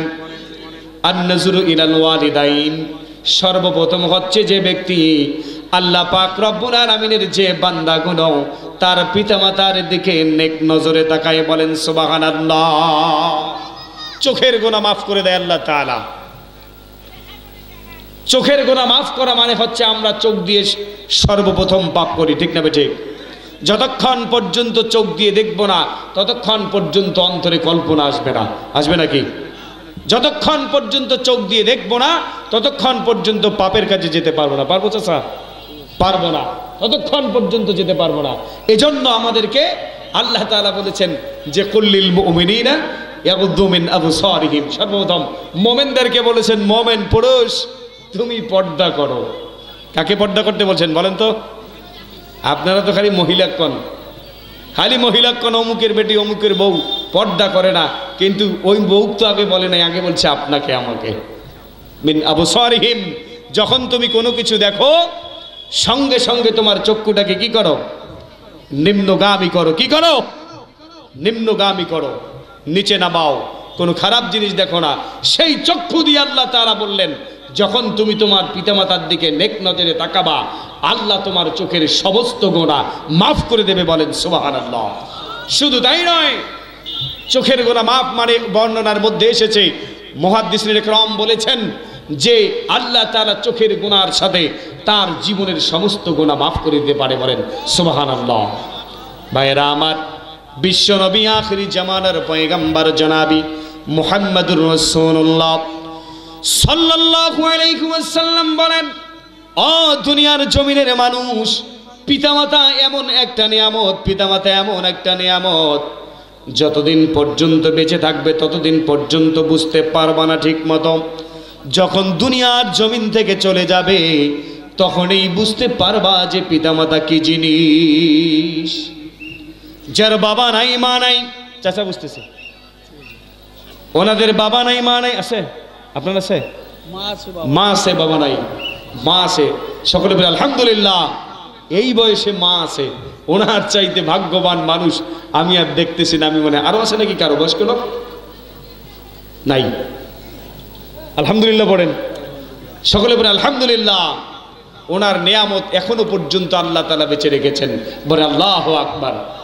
পিতামাতা হচ্ছে এমন একটা নিয়ামত, যে নিয়ামত যতক্ষণ পর্যন্ত বেঁচে থাকবে বুঝতে পারবা না। যখন দুনিয়ার জমিন থেকে চলে যাবে সেদিন থেকে বুঝতে পারবা এই শূন্যতা কত বড় শূন্যতা, পিতামাতা কত বড় জিনিস আপনি বুঝতে পারবেন না। আল্লাহ পাক রব্বুল আলামিনের হাবিব বিশ্বনবী বললেন, ও দুনিয়ার জমিনের মানুষ শুনে নাও, তোমার বাবার সাথে তুমি সদ্ব্যবহার করো। কেন? ইল্লা ইয়াকুম বিল ওয়ালিদাইনি ইহসানা, পিতা এবং মাতা উভয়ের সাথে তুমি সদ্ব্যবহার করো। যদি তুমি তাদের সাথে সদ্ব্যবহার করো, আল্লাহ পাক রব্বুল আলামিন তোমার জন্য জান্নাতটা তৈরি করে রেখেছেন, বলেন সুবহানাল্লাহ। আর যদি তুমি পিতামাতার সাথে সদ্ব্যবহার না করো, অসৎ আচরণ করো, তাহলে তোমার জন্য জাহান্নাম আল্লাহ তাআলা তৈরি করে রেখেছেন। তার কারণ হচ্ছে বিশ্বনবী তো বলেই দিয়েছেন, হুমা জান্নাতু ওয়া নারু, পিতামাতাই তোমার জান্নাত, পিতামাতাই তোমার জাহান্নাম। পিতামাতার সাথে সৎ ব্যবহার করবা জান্নাত পাবা, পিতামাতার সাথে অসৎ ব্যবহার করবা জাহান্নামে যাবা। ভাইয়েরা আমার, আজকের সমাজে পিতামাতার এমন অবস্থা, আমাদের পিতামাতার এমন অবস্থা, আমাদের সমাজে সবচাইতে বেশি নির্যাতিত হচ্ছে পিতার মাতা। ঠিক না? ঠিক বলেন তো। আমাদের বাবা মাগুলো আজকে সবচাইতে বেশি নির্যাতিত এবং নিপীড়িত। এর কারণ দুইটা। জোরে বলেন কয়টা? জোরে বলেন কয়টা? দুইটা। এক নাম্বার হচ্ছে আমরা আমাদের সন্তানকে নৈতিক শিক্ষায় শিক্ষিত করি নাই। কি করি নাই? নৈতিক শিক্ষায় শিক্ষিত করি নাই, আরবি শিক্ষায় শিক্ষিত করি নাই। এক নাম্বার আরবি এবং নৈতিক শিক্ষা। আপনারা আমাকে বলবেন, যদি কোনো মৌলবি আছে যে মৌলবি আজ পর্যন্ত তার পিতামাতার সাথে অসৎ ব্যবহার করছে, আমি বলবো ওর কপাল পোড়া। ঠিক না? ঠিক। কোনো মৌলবি দেখেছেন মৌলবির বাবা মা আজ পর্যন্ত বৃদ্ধাশ্রমে থাকে? এ কথা বলেন না কেন? আছে? দেখায়েন একটা আমার। যদি কোনো মৌলবির বাবা মা বৃদ্ধাশ্রমে থাকে তাহলে ওকে আমার কাছে নিয়ে আসিয়েন, ওকে কিছু শিক্ষা দিব। নাই, আজ পর্যন্ত খুঁজে পাবেন না। কিন্তু অসংখ্য অগণিত বড় শিক্ষাবিদ যারা ইঞ্জিনিয়ার, ডাক্তার, বিভিন্ন প্রকার প্রভাষক, প্রফেসর, অসংখ্য মানুষের পিতামাতা, অসংখ্য মানুষের পিতামাতা কোথায় আছে? কোথায় আছে? বৃদ্ধাশ্রমে আছে। তাদের পিতামাতার খোঁজ পর্যন্ত নেন না। উত্তর পাশে জায়গা আছে ভাই, এইদিকে একটু এসে বসেন। আর বাহিরে যারা আছেন আপনাদেরকে অনুরোধ করি, কোরআনের মাহফিল যেখানে হয়, আলোচনা হয়, কি বাবার মুরব্বি পড়ে আছেন? ও না, মুরব্বি নয়, সরি, মুরব্বি কোয়া যাবে না, ঠিক আছে? আর যারা এখানে আল্লাহর রহমত বর্ষিত হচ্ছে, কি বর্ষিত হচ্ছে? ওয়াইদা কুরিয়াল কুরআনু ফাসতামিউ লাহু ওয়া আনসিতু লাআল্লাকুম তুরহামুন। যারা কোরআন তিলাওয়াত করে এবং যারা শুনে, উভয়ের উপরে আল্লাহর কি বর্ষিত হয় বলেন তো? আল্লাহর রহমত বর্ষিত হয়। আর যারা বাহিরে হাঁটি বেড়াচ্ছে ওদের কি হয়? কসমেটিক্সের দোকানে ওদের কি হয়? ওদের উপরে আল্লাহর গজব নাজিল হয়, বলেন নাউজুবিল্লাহ। মুসলমান কোরআনের আয়াত শোনার সাথে সাথে কোরআনের কথা যেখানে হবে সেখানে এসে বসে পড়বে। আর যারা মুসলমান নয় তারা ওইভাবে ঘুরতে থাকবে। ঠিক না? ঠিক। তারা ওইভাবে টুই টুই করে ঘুরতে থাকবে। আর আল্লাহ তাআলা বলেন যে এই সমস্ত শয়তানের দ্বারা আল্লাহ কোরআনের স্থানগুলোকে এই সমস্ত শয়তান, তাদের দ্বারা শয়তান আল্লাহর কোরআনের স্থানগুলোতে গন্ডগোল সৃষ্টি করতে চায়, কিন্তু করা কি সম্ভব? কখনো সম্ভব হবে না। সম্মানিত ভাইরা আমার, মূল আলোচনায় আসি। এইদিকে আসেন, একটু ঘুরে ঘুরে হয় আসেন, আর না হয় জায়গা দেন, এদিকে ফাঁকে সেখানে বসবে। যদি আপনারা আসেন তা ভালো, না দিলে জায়গা দেন, বুঝতে পারছেন? আর যারা আসবেন পিছন দিক দিয়ে ঘুরে এসে উত্তর দিকে বসবেন। ভাইরা আমার, আল্লাহ পাক রব্বুল আলামিনের হাবিব বিশ্ব নবী আখিরি জামানার পয়গম্বর বলেন, তোমার জীবনের কৃতকর্মে যদি উভয়ের মধ্যে উফিউ ওয়ালা তানহারহুমা, যদি শব্দ করে উভয়ের মধ্যে, তাহলে শুনে নাও তোমার জীবনের সমস্ত আমলগুলো ধ্বংস হয়ে যাবে। বাবা কত কষ্ট করে, একবার চিন্তা করে দেখো, রিক্সা চালায়, ভ্যান চালায়, বাবা বাড়িতে মানুষের বাড়িতে মজুরি করে কৃষি কাজ করে। রিক্সা যখন চালায়, ভ্যান যখন চালায়, রিক্সা চালাকে বেশিরভাগ মানুষ বিভিন্নভাবে নির্যাতন করে, কি করে কি করে না? বিভিন্নভাবে নির্যাতন করে। প্রাপ্য যেটা ভাড়া, সেই ভাড়াটা পর্যন্ত দেয় না। 15 টাকার ভাড়া যখন ফেলে দেবে, 15 টাকা না দিয়ে 10 টাকা দিয়ে চলে যায়। আবার যদি ভাড়ার কথা বলে তাহলে বলবে, বেটা চুপ, আর একটা কথা বলবি না। বলে কি বলে না? অসংখ্য অগণিত বেয়াদব মানুষ আছে যারা এই কাজটা করে, ভাড়া দেয় না। অথচ আমার বাবা আমাকে বারবার বলেছে, যখন কোনো জায়গায় কোনো যানবাহনে চড়বা, আমি তোমাকে বলতেছি, তুমি পারলে মানুষকে 5 টাকা বেশি দিবা, কোনোদিনও কম দিবা না, কোনোদিনও কম দিবা না, বাকি রাখবা না। তার কারণ এদের চাইতে কষ্ট আর পৃথিবীতে কেউ করে না। আর যখন রিক্সায় চড়বা, দেখবা সবচাইতে মুরব্বী এবং বয়স্ক লোক কোনটা, আর যার রিক্সা ভ্যান সবচাইতে বেশি বুড়া পুরাতন, সেই রিক্সাটায় চড়। উপস্থিত হয় আর একজন রিক্সা চলা বললেন, কালকে থাপ্পড় খাইলাম, এত কষ্ট করলাম, চোখের পানি ছেড়ে দিলাম, বললা যে ভাই আগামীকাল থেকে আর রিক্সা চালাবো না। আজকে আবার তুমি রিক্সা নিয়ে এসেছো, কেন আসলাম? তোমাকে কি লজ্জা লাগতেছে না? এবার চোখের পানি ছেড়ে দিয়ে বলে, ভাই যে কাজ শিখেছি এই কাজ ব্যতীত আর তো কোনো কাজ আমি জানি না। আজকে যখন ছোট্ট বাচ্চাটি এসে আমার কাছে খাদ্য চেয়েছে, বাড়িতে কোনো প্রকার খাবার নাই, স্ত্রী আমার মুখের দিকে তাকাচ্ছে, আমি তার মুখের দিকে তাকাচ্ছি, কোনো উপায় নাই, সব কিছু লজ্জা শরম ত্যাগ করে রেখে আজকে আবার রিক্সার হ্যান্ডেল নিয়ে এসেছি। আল্লাহ পাক রব্বুল আলামিনের কাছে দোয়া করে এসেছি, মাওলা যদি তুমি আমাকে রিজিক না দাও, পরিবারের সমস্ত মানুষগুলো না খেয়ে থাকবে। সব কিছুকে আমি অতিক্রম করে চলে এসেছি। মা কত কষ্ট করে আমাদের জন্য একটা বার চিন্তা করে দেখেন, যে মার জন্য আমরা পৃথিবীর জমিনের মুখ দেখতে পেরেছি, যে বাবার জন্য দুনিয়ার জমিনের মুখ দেখতে পেরেছি। 10 মাস 10 দিন মা আমাদেরকে গর্ভে ধারণ করেছেন। আমাদের মায়ের যখন প্রসব বেদনা উঠেছেন, এত কষ্ট হয়েছে, মেডিকেল সায়েন্স বলেছেন একবার যখন প্রসব বেদনা মায়ের উঠে, মনে হয় যেন একটা মৃত্যুর সমান যন্ত্রণা মায়ের বুকের মধ্যে চাপা লাগে, একটা মৃত্যুর সমান যন্ত্রণা এসে যায়। মেডিকেল সায়েন্স বলেছেন, যদি কোনো মায়ের প্রসব বেদনা একটা বারের জন্য কোনো পাহাড়ের মধ্যে নিক্ষেপ করা হয়, পৃথিবীর সবচাইতে বড় পাহাড়ের মধ্যে যদি নিক্ষেপ করা হয়, মায়ের প্রসব বেদনাটার কারণে ওই পাহাড়টার সঙ্গে সঙ্গে মাটির সাথে চূর্ণ বিচূর্ণ হয়ে মিশে যাবে।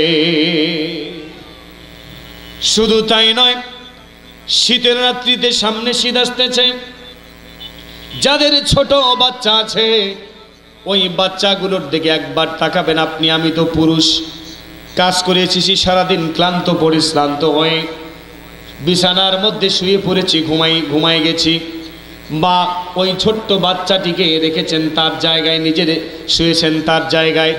হঠাৎ করে কিছুক্ষণ পর একটা শব্দ কানে এসেছে, বাচ্চা কান্না করে। কান্নার আওয়াজ যখন এসে গেছে, মা এবার দেখে তার সন্তানটা প্রসব করেছে।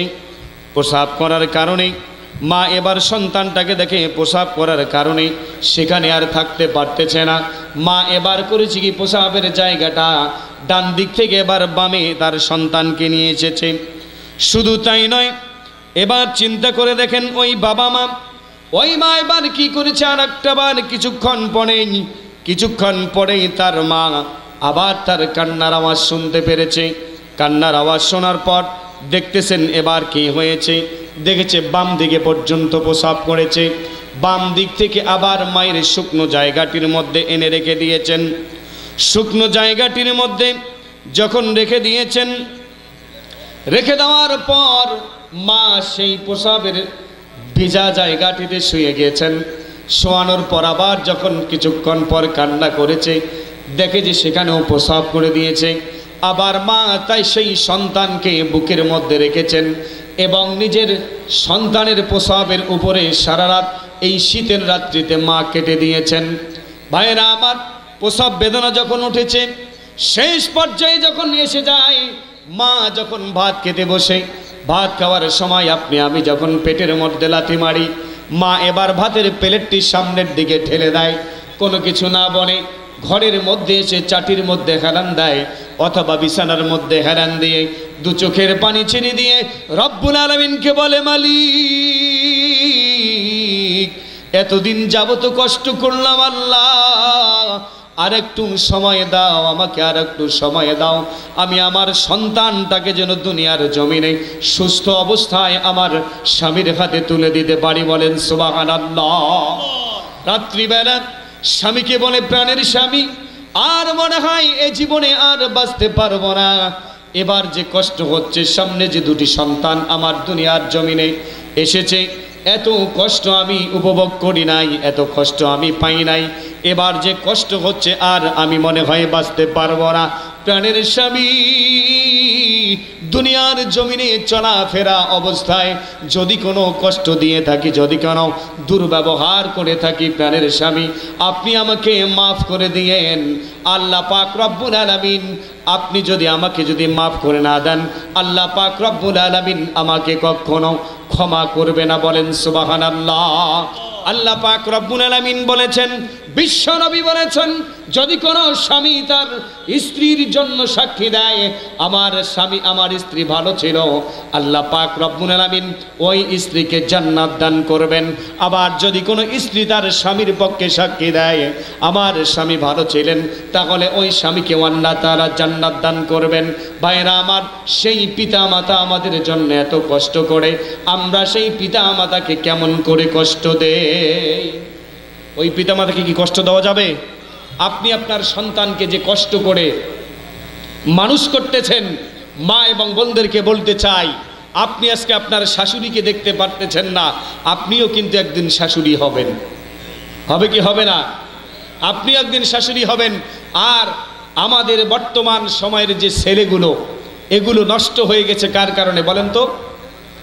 কার কারণে? বেশিরভাগ আমাদের দজ্জাল কিছু স্ত্রীর কারণে। দজ্জাল স্ত্রীর কারণে। কেন হবে না?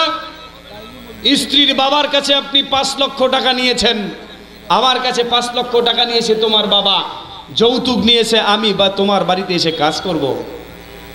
যে বাড়িতে যৌতুক নেবে সে বাড়িতে অবশ্যই অবশ্যই অশান্তি লেগে থাকবে। বলেন নাউজুবিল্লাহ।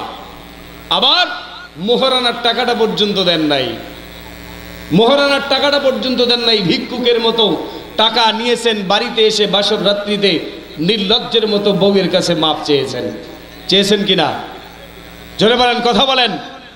বউয়ের কাছে মাপ চেয়েছেন। তোমার মতো ভিক্ষুক ফকির আর পৃথিবীর জমিনে একটাও নাই। ভাইয়েরা আমার, আল্লাহ পাক রব্বুল আলামিনের হাবিব বিশ্ব নবী বলেন, যারা পিতামাতার সাথে অসৎ আচরণ করে, দুর্ব্যবহার করে, ওই মানুষগুলোর নসিবে কখনো আল্লাহর কালেমা জুটবে না। ভাইয়েরা আমার, যেমনইভাবে হযরতে আলকামা তার মায়ের সাথে মুসলমান হওয়ার পূর্বে দুর্ব্যবহার করার কারণে মৃত্যুর সময় কালেমা নসিবে জুটে না, কালেমা আসে না। আল্লাহর নবীর কাছে খবর আসলো, ইয়া রাসূলুল্লাহ, ইয়া হাবিবাল্লাহ, আলকামার মুখ থেকে কালেমা বাগির হচ্ছে না। আল্লাহর নবী বাড়িতে এসে পৌঁছালেন, সাহাবাদেরকে বললেন, যাও আলকামাকে কালেমা পড়াও। আলকামার মুখ দিয়ে কালেমা বাগির হচ্ছে না। বললেন যে তার বাবা মা বেঁচে আছে নাকি, ডেকে নিয়ে আসো। বাবা মা উভয়ের মধ্যে একজন বেঁচে আছে। মা বলতেছেন যাও ডেকে নিয়ে আসো। মাকে বললেন মা যদি কোনো দুর্ব্যবহার করে থাকে আমার জলিল কদর সাহাবী আপনি মাফ করে দেন। আমার সাহাবীকে যদি আপনি মাফ করে না দেন তাহলে সে জাহান্নামে যাবে, আমার চোখের সামনে জাহান্নামে যাবে আমার সাহাবী, আমার বন্ধু, আমি কখনো এটা সহ্য করতে পারবো না। আর যদি মাফ করে না দেন তাহলে আপনার আলকামাকে আমি দুনিয়ার জমিনে আগুন লাগাই দুনিয়ার জমিনে পড়ে ছারখার করে দেব।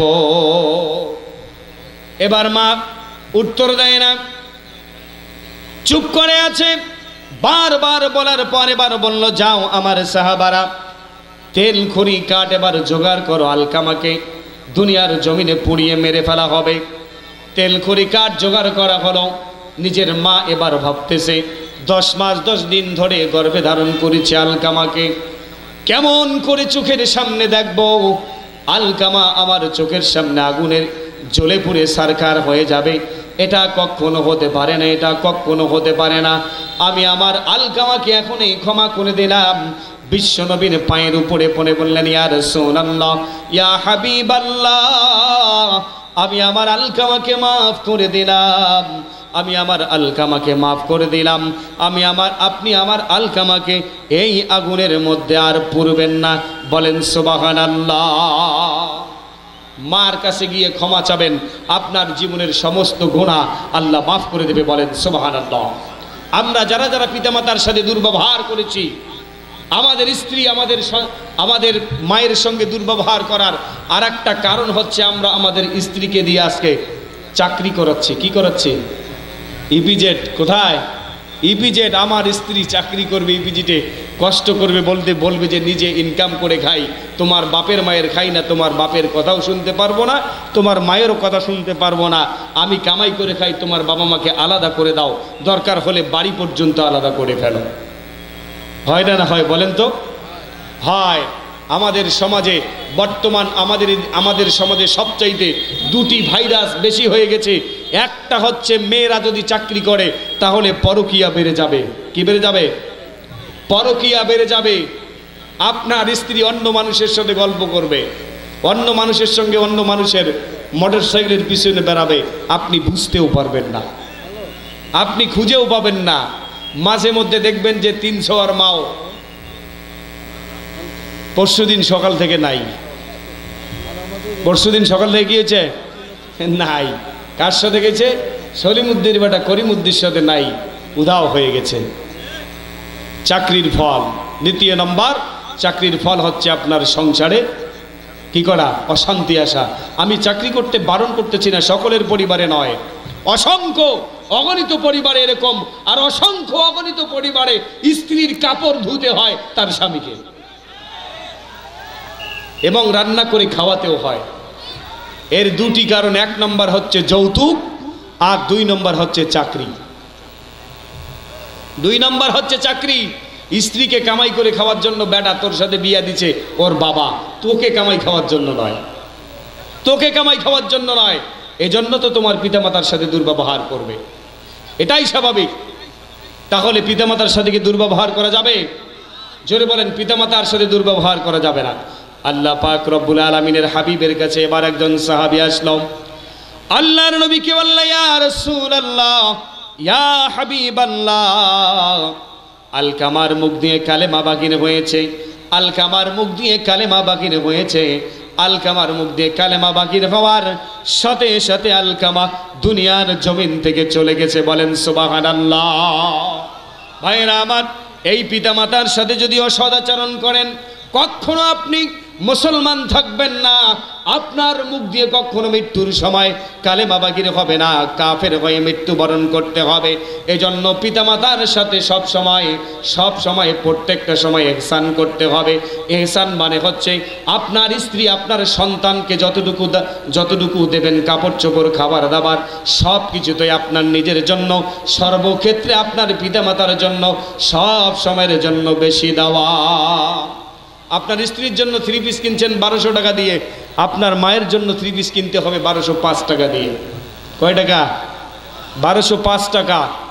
এর নাম হচ্ছে এহসান। ইনসাফ করা যাবে না, সমান সমান করা যাবে না। স্ত্রীর জন্য 3 পিস কিনছেন 2000 টাকা দিয়ে, মায়ের জন্য শাড়ি কিনছেন 450 টাকা দিয়ে, কিয়ামতের দিনে পাছায় লাথি মেরে জাহান্নামে পাঠাইবে না। আল্লাহ খেয়াল রাখবেন। শুধু তাই নয়, আপনি লুঙ্গি ক্রয় করেছেন 500 টাকা দিয়ে, আপনার বাবার লুঙ্গি ক্রয় করতে হবে 505 টাকা দিয়ে। শুধু তাই নয়, ঈদের মার্কেট করতে যাবেন, স্ত্রীর মার্কেট নয়, সন্তানের মার্কেট নয়, পিতামাতা বেঁচে থাকলে সর্বপ্রথম পিতামাতার মার্কেট আগে করতে হবে। এর নাম হচ্ছে ইহসান, ইনসাফ নয়। ওয়াকাদা রাব্বুকা আল্লা তা'বুদু ইল্লা ইয়াহু, আল্লাহর ইবাদত, আল্লাহর আইন, আল্লাহর বিধান মানো। দ্বিতীয় হচ্ছে পিতামাতার সাথে সদাচরণ করো, ইহসান করো। ইনসাফ নয়, ইনসাফ করলেও আল্লাহর কাঠগড়ায় দাঁড়াতে হবে। সেই মায়ের সাথে সব সময় কি ব্যবহার করতে হবে? জোরে বলেন, কেমন ব্যবহার করতে হবে? সৎ ব্যবহার করতে হবে, ইহসান করতে হবে। যদি না করেন তাহলে আপনার জীবনের একটা গুনাহ মাফ হবে না, জাহান্নামে যেতে হবে। মা তুমি আমার আগে যেও না গো মরে, আমি কেমন করে দিব মাটি তোমার কবরে, আমি কেমন করে দিব মাটি তোমার কবরে। মা তুমি আমার আগে যেও না গো মরে, নরম বিছানায় তুমি থাকো মাগো, বসলে বসো শীতল পাটিতে, নরম বিছানায় তুমি থাকো মাগো, বসলে বসো শীতল পাটিতে। আমি কেমন করে সেই তোমাকে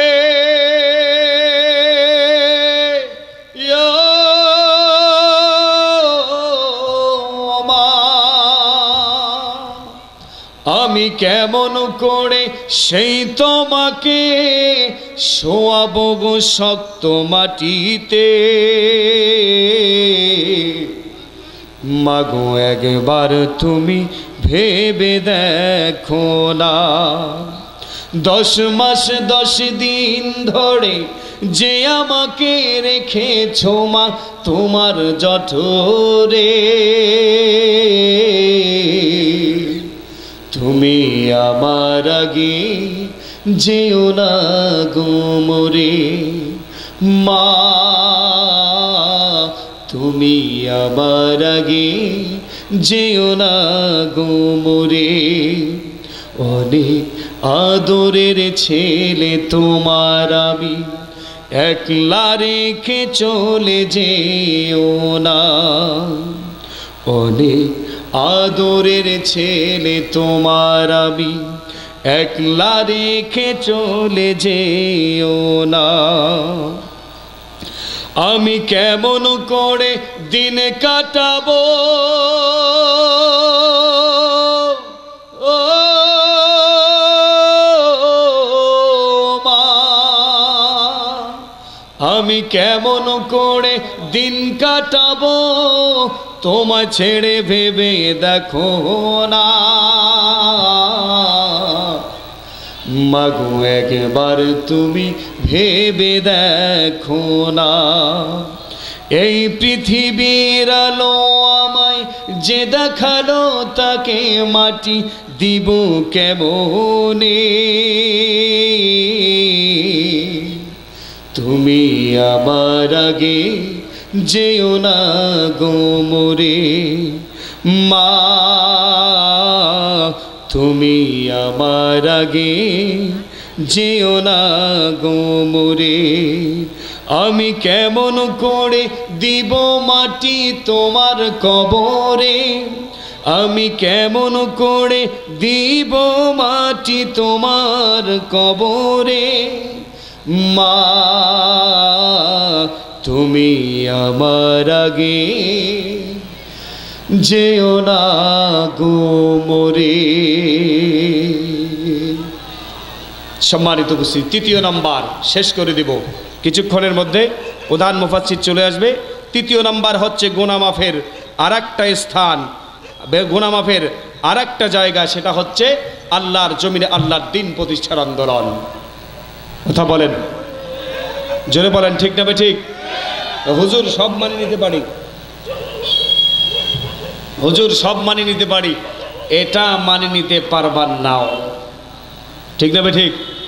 যেখানে সম্পদ দিতে হবে, যেখানে জীবন দিতে হবে, যেখানে পরিবারের হুমকি আসে, সন্তানকে ছেড়ে দিতে হয়, স্ত্রীকে ছেড়ে দিতে হয়, স্ত্রীর মায়া ত্যাগ করতে হয়, সন্তানের মায়া ত্যাগ করতে হয়, সম্পদের মায়া ত্যাগ করতে হয়, নিজের জীবনটাও থাকে না, এই দলে নাই, ঠিক না ঠিক? এই দলে নাই, থাকবো কোথায়? সমাজতান্ত্রিক ধর্মনিরপেক্ষ মতবাদে, ঠিক না ঠিক? সমাজতান্ত্রিক ধর্মনিরপেক্ষ মতবাদ এবং ন্যাশনালিজম, ন্যাশনাল পার্টি, ন্যাশনালিজমে থাকবো, জাতীয়তাবাদে থাকবো, এদিকে যাব না। তার কারণ যে কথা বলতেছেন সেখানে গেলে সে দল করলে টাকা দিতে হয়, আর যেখানে যাই, যেখানে আমি আছি সেখানে থাকলে আমাকে টাকা দেয়, ঠিক না ঠিক?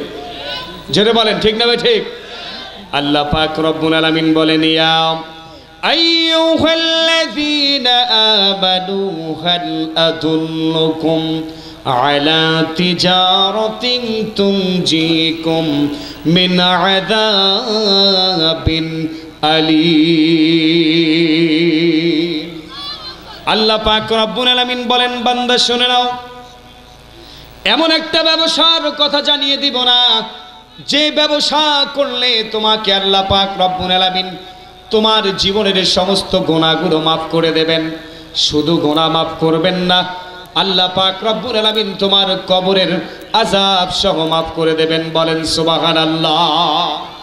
কবরে আযাব মাফ হবে, তোমার জাহান্নামের আগুন তোমার জন্য হারাম হয়ে যাবে।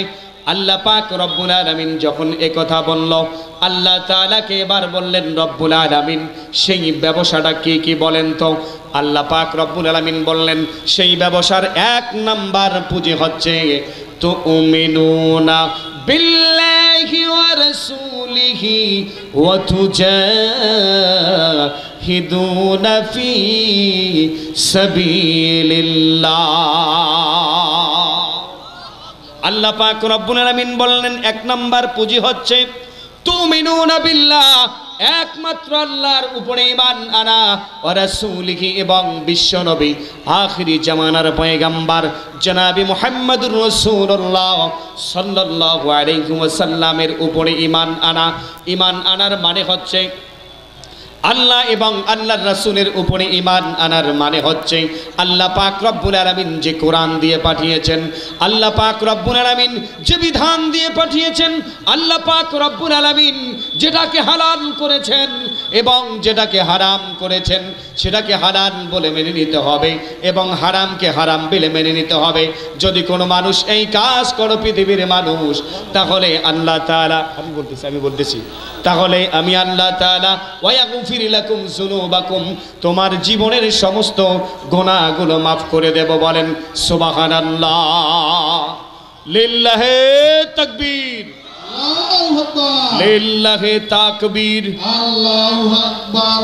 প্রধান মেহমানের আগমন, শুভেচ্ছার স্বাগতম। প্রধান মুফাসসিরের আগমন, শুভেচ্ছার স্বাগতম। মাহফিলের পক্ষ থেকে গোলাম শুভেচ্ছা, বটতলার পক্ষ থেকে গোলাম শুভেচ্ছা, চড়াইখোলার পক্ষ থেকে তুমিনুনা বিল্লাহি ওয়া রাসূলিহি, আল্লাহ এবং আল্লাহর রাসূলের উপরে ঈমান আনা, ওয়া তুজাহিদুনা ফি সাবিলিল্লাহ। আল্লাহ পাক রব্বুল আলামিন বললেন জিহাদ করা, আল্লাহ পাক রব্বুল আলামিনের দ্বীন প্রতিষ্ঠার জন্য, ইসলাম প্রতিষ্ঠার জন্য, আল্লাহর জমিনে আল্লাহর দ্বীন প্রতিষ্ঠার জন্য সংগ্রাম করা। ন্যাশনালিজম নয়, জাতীয়তাবাদ নয়, সোশ্যালিজম নয়, সেকুলারিজম নয়, ক্যাপিটালিজম নয়, সমাজতান্ত্রিক ধর্মনিরপেক্ষ মতবাদ নয়। পৃথিবীর জমিনে যদি তুমি আমি আল্লাহ পাক রব্বুল আলামিনের বিধান মানো, আমি আল্লাহ পাক রব্বুল আলামিনকে যদি মেনে নাও, তাহলে শুনে নাও পৃথিবীর জমিনে তোমাকে কি করতে হবে। এই দুনিয়ার জমিনে আল্লাহ পাক রব্বুল আলামিনের বিধানকে বাস্তবায়ন করার জন্য, আল্লাহর জমিনে আল্লাহর দিন প্রতিষ্ঠার জন্য দুনিয়ার জমিনে তোমাকে সংগ্রাম করতে হবে। শুধু তাই নয়, আল্লাহ পাক রব্বুল আলামিন বললেন আরো দুটি জিনিস আছে। এক নম্বর হচ্ছে বিআমওয়ালিকুম ওয়া আনফুসিকুম। আর একটা আয়াতে কারিমার মাঝে বললেন আমি আল্লাহ তাআলা ঈমানদারদের মুমিনদের জীবনের বিনিময়ে আমি আল্লাহ পাক রব্বুল আলামিন আমার জান্নাতটাকে বিক্রি করে দিয়েছি। বলেন সুবহানাল্লাহ। মুমিনদের জান এবং মালের বিনিময়ে আমি আল্লাহ তাআলা আমি আমার জান্নাতটাকে বিক্রি করে দিয়েছি। সূরাতুত তাওবা কয় নম্বর আয়াত? 111 নম্বর আয়াত। আল্লাহ পাক রব্বুল আলামিন বলেন ইন্নাল্লাহা ইশতারা মিনাল মুমিনিনা আনফুসাহুম ওয়া আমওয়ালাহুম বিআন্না লাহুমুল জান্নাহ ইউকাতিলুনা ফি সাবিলিল্লাহি ফায়াকতুলুনা ওয়া ইউকতালুন। আল্লাহ পাক রব্বুল আলামিন বলেন নিশ্চয় আমি আল্লাহ তাআলা মুমিনদের কাছ থেকে তাদের জীবন এবং সম্পদের বিনিময়ে আমি আমার জান্নাতটাকে বিক্রি করে দিয়েছি। তার কারণ হচ্ছে দুটা কাজ করে তারা। এক নাম্বার হচ্ছে তারা পৃথিবীর জমিনে আমার দ্বীনের পথে ব্যয় করে, আমার ইসলামের পথে ব্যয় করে এবং নিজের জীবনগুলোকে নিজের জীবনের বিনিময়ে জানের বিনিময়ে আমি আল্লাহ পাক রব্বুল আলামিনের পথে সংগ্রাম করে। আর দুটি কাজ করে পৃথিবীর জমিনে যারা আল্লাহর দ্বীন মানে না, ইসলাম মানে না, আল্লাহ পাক রব্বুল আলামিনের বিধান মানে না, ওই বান্দাগুলোর বিরুদ্ধে সংগ্রাম করে তাদেরকেও জাহান্নামে পাঠিয়ে দেয় এবং পৃথিবীর জমিনে আমি আল্লাহ পাক রব্বুল আলামিনের পথে নিজেও ওই ব্যক্তি শহীদ হয়ে যায়। বলেন সুবহানাল্লাহ।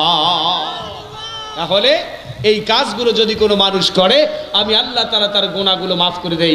এক নাম্বার আল্লাহর ইবাদত, দুই নাম্বার হচ্ছে পিতামাতার সাথে সদ্ব্যবহার, পিতামাতার সাথে ভালো ব্যবহার, তিন নাম্বার হচ্ছে আল্লাহর জমিনে আল্লাহর দ্বীন প্রতিষ্ঠার আন্দোলন করে।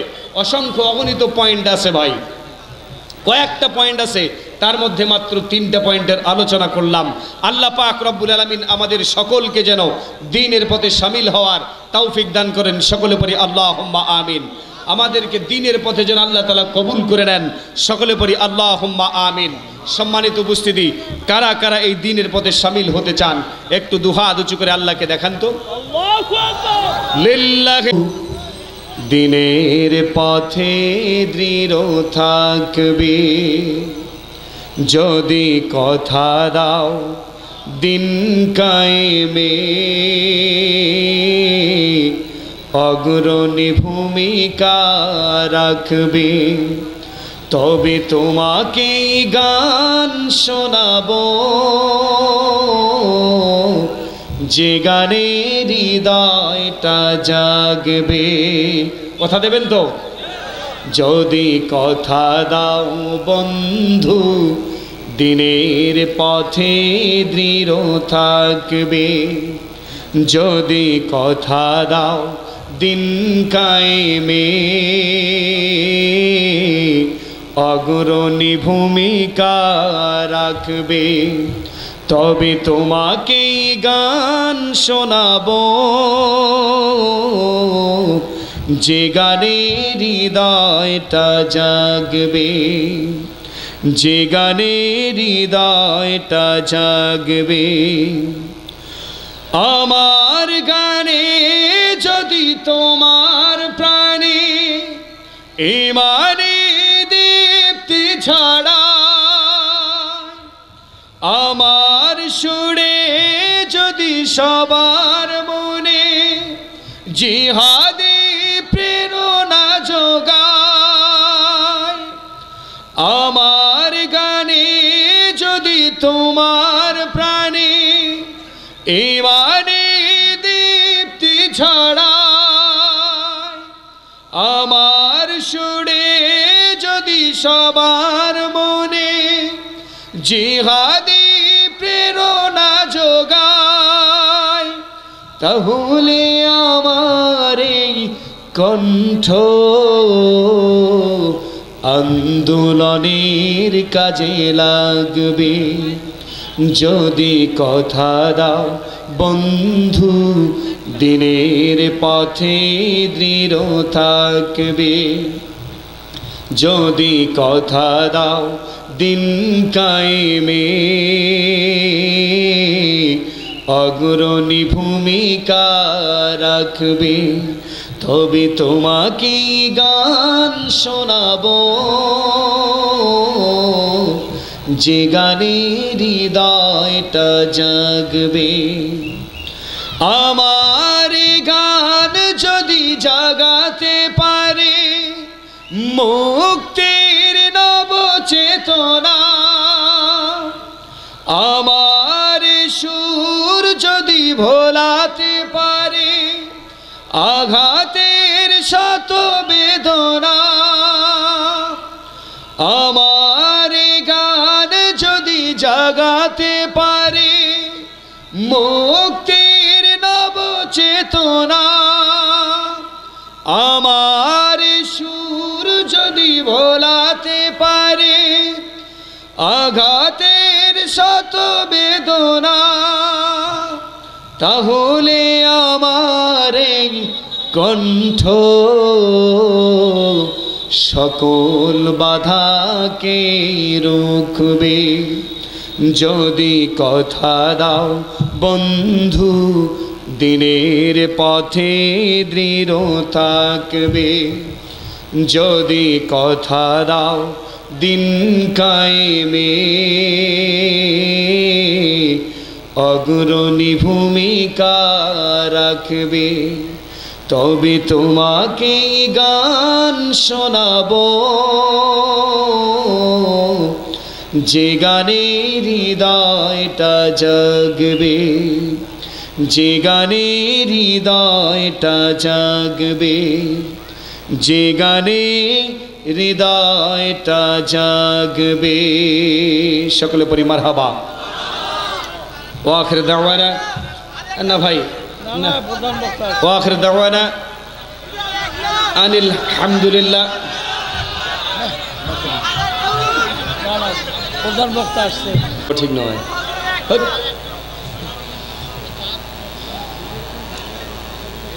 দিন কায়েমের জন্যে আমায়, দিন কায়েমের জন্যে আমায় মরতে যদি হয়, এমন মরণ দাও গো প্রভু, ও গো দয়াময়। এমন মরণ দাও গো প্রভু, ও গো দয়াময়। আল্লাহ তাআলার হুকুম শোনো, যুদ্ধে বাহির হও না কেন। আল্লাহ তাআলার হুকুম শোনো, যুদ্ধে বাহির হও না কেন। মজলুমানের কান্না তোমার, মজলুমানের কান্না তোমার, কেমনে প্রাণে সয়। এমন মরণ দাও গো প্রভু, ও গো দয়াময়। আমি যুদ্ধে যাব, শহীদ হব, জীবন ফিরে পাই যদি ফের শহীদ হতে চাই। আমি যুদ্ধে যাব, শহীদ হব, জীবন ফিরে পাই যদি ফের শহীদ হতে চাই। ও আমি ফিরদাউসের স্বপ্নে বিভোর, আমি ফিরদাউসের স্বপ্নে বিভোর, ত্যাগের বিনিময়। বুকটা যদি এমন হতো, থাকতো সাহসালীর মতো, আসুক যত বাধার প্রলয়, আশুক যত বাধার প্রলয় তার করি না ভয় এমন মরণ দাও গো প্রভু ও গো দয়াময় দিন কায়েমের জন্যে আমার দিন কায়েমের জন্যে আমার মরতে যদি হয়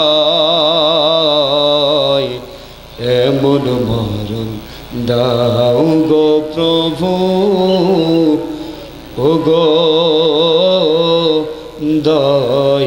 দয়াময়। আসসালামু আলাইকুম রহমতুল্লাহ। পাগলা নাকি?